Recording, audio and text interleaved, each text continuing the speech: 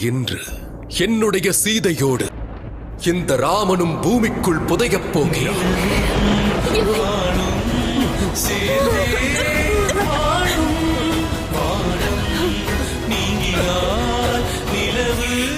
இல்லை, என்னவரே, இதை நான் ஏற்றுக்கொள்ள மாட்டேன். இன்று உன்னுடன் இணைந்து ராமனுடைய பயணமும் முடியப் போகிறது.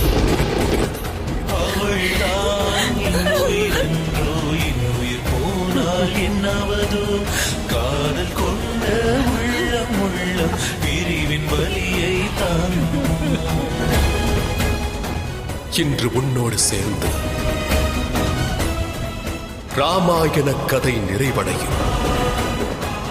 ராமாயணம் நாம் இருவரும் இணையும் போது முற்று பெறும்.